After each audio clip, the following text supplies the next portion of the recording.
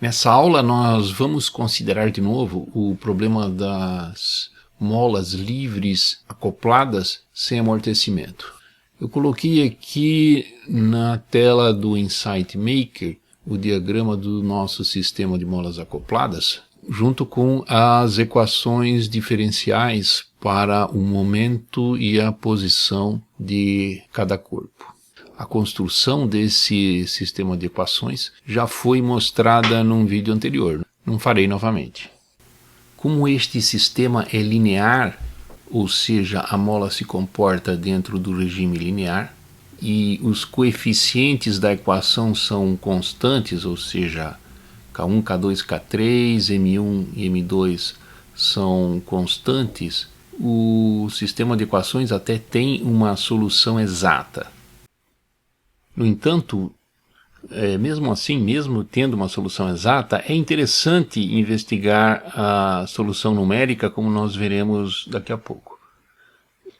Uma vez validada a abordagem numérica desse problema, generalizações que envolvem, por exemplo, a ação de forças externas, não linearidades ou mesmo parâmetros que podem variar com o tempo, podem ser incorporadas nessa metodologia de uma maneira relativamente simples. Ou seja, se você tornar esse problema aqui não linear, ou tornar os parâmetros não constantes, ou adicionar forças externas à solução exata, pode ser extremamente complicada ou simplesmente impossível. De modo que a solução numérica é interessante, porque ela nos permite uma visualização em gráficos que descreve de uma maneira bastante interessante o comportamento do sistema. Vamos começar a montar o nosso modelo no Insight Maker. Primeiramente eu vou diminuir essas imagens aqui para dar espaço. Depois nós podemos reconfigurar de modo que a apresentação fique ok. Então vamos adicionar as variáveis de estoque correspondentes a cada uma das variáveis dependentes que nós queremos descrever, ou seja, x1, x2, p1 e p2. Então vamos colocar aqui 4 variáveis de estoque. Essa aqui vai ser a variável de estoque x1, esta aqui x2, e assim por diante, p1 e p2. Vamos reposicionar esses blocos, redimensioná-los para uma melhor visualização.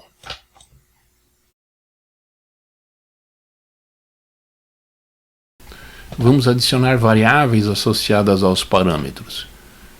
Então vamos lá, o que eu preciso?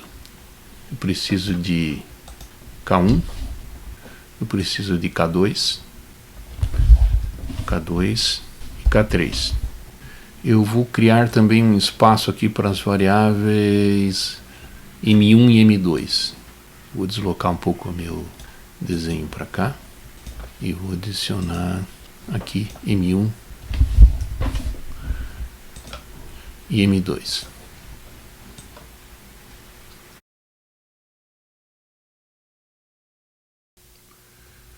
Vamos agora atribuir fluxos às nossas variáveis dependentes P1, P2, X1, X2. Esses fluxos aparecem aqui no lado direito das nossas equações diferenciais. Por exemplo, no compartimento P1, nós temos este fluxo que aparece aqui no lado direito. Então nós vamos desenhar aqui no menu Flow, uma linha correspondente a este fluxo. Este fluxo é bidirecional, porque ele pode acontecer para os dois lados, pode entrar ou sair, dependendo do sinal de x1 e x2 menos x1. Então eu vou tirar essa opção Only Positive Rates. Vamos dar um nome para esse fluxo, vamos chamá-lo de F1. Notem que essa seta ela é cheia para fora e vazia aqui para dentro. Eu vou trocar essa ordem porque quando eu escrever a equação eu quero escrever com esses mesmos sinais aqui. Então vamos fazer o seguinte.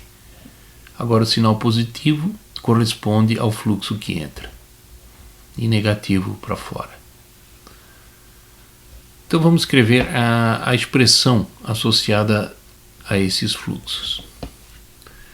Notemos que temos referência a K1, X1, K2 e X2. Essas referências são feitas por meio de links. Então eu tenho que referenciar K1 e o que mais? Eu preciso de K2, eu preciso de X1 e eu preciso de X2. Agora sim eu posso escrever as expressões menos K1 vezes X1 mais K2 vezes X2 menos X1 e agora a expressão está completa. A mesma coisa eu faço agora para a variável dependente P2, representada por este compartimento. Então vamos desenhar um fluxo. Vamos de novo inverter a direção. Vamos dar um nome para esse fluxo F2 e ele precisa de referências partindo de K2, K3, X2 e X1.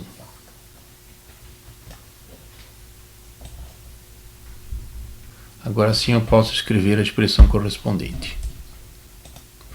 Menos K2 vezes X2 menos X1 e menos K3 vezes X2. É claro também, não posso esquecer, esse fluxo é bidirecional. Agora, a terceira equação corresponde a um fluxo que entra de magnitude P1 dividido por M1. Então, de novo, eu vou desenhar um fluxo aqui que entra, vou trocar a direção e vamos dar o nome F3. Ele usa como referência P1 e M1. Então vamos estabelecer os links P1 e M1. Então agora eu vou escrever a expressão correspondente. Ele também é bidirecional. Então vamos colocar aqui P1 dividido por M1. A mesma coisa nós podemos fazer relativamente ao compartimento X2. Então vamos criar um fluxo que vai ter nome agora F4. Ele precisa das referências P2 e M2. Então aqui M2 e P2. Ele também é bidirecional. E aqui nós colocamos a expressão P2 dividido por M2. O que eu esqueci de fazer ainda foi inverter a direção do nosso fluxo para manter o sinal positivo aqui. Então, para executar a simulação, agora nós precisamos atribuir alguns valores numéricos aos parâmetros M1, M2, K1, K2 e K3. Então vamos lá. Para M1, nós vamos supor que nós temos 1 kg. Para M2, nós vamos supor que nós temos 2 kg. Para K1, vamos supor que temos 3 newtons por metro. Para K2, temos 0,5. E para K3, nós temos 1 newton por metro. Nós também precisamos de valores iniciais para nossas variáveis dependentes. Então, vamos supor que x1 tem valor inicial menos 0,3 metros, x2 tem valor 1,2 P1 tem valor menos 3 kg/m por segundo, né? E P2 tem valor inicial 1. Praticamente nós temos tudo pronto para começar a simulação. Só que antes de começá-la, vamos para Settings. Vamos estabelecer aqui alguns parâmetros da simulação. Por exemplo, o comprimento, 20 segundos. Vamos aumentar aqui para 40 segundos. O método aqui, o default, é método de Euler. Vamos usar rungecuta de quarta ordem e vamos usar o intervalo 0,1 segundos. E vamos aplicar. Então vamos simular e ver o que acontece. Eu tenho um erro de sintaxe aqui, vejam. Isso acontece frequentemente, né? É fácil de ver qual é o erro. Vejam, esse x1 aqui não está digitado corretamente. O correto é escrever assim, ó. Colocar esse colchete aqui para fora. Então agora deve funcionar.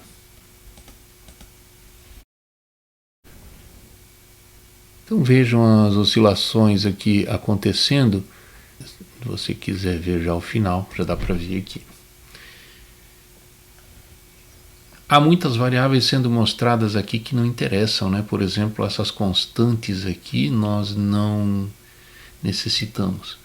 Então eu vou configurar esse gráfico para que ele não mostre as coisas que não nos interessam nesse momento.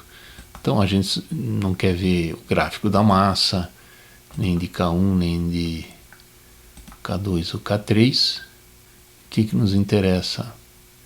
X1, X2, P1, P2.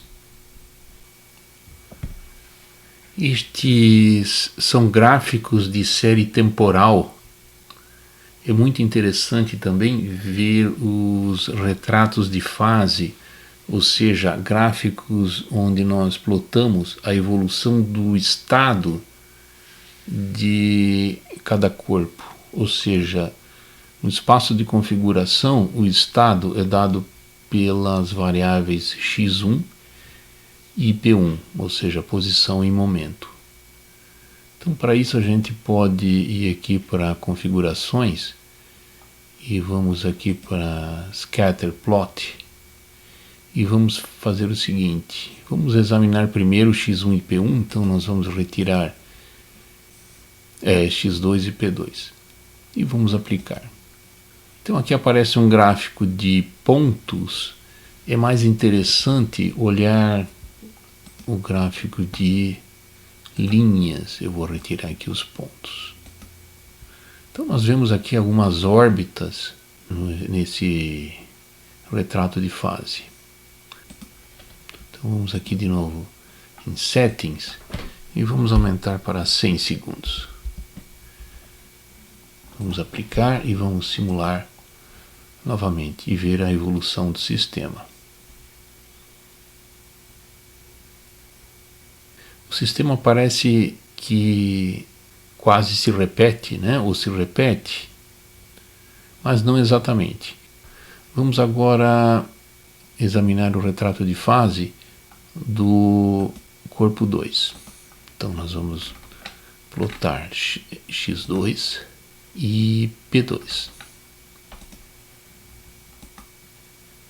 Mais adiante nós vamos estudar em mais detalhe o comportamento qualitativo do nosso sistema dinâmico descrito por diferentes tipos de retratos de fase.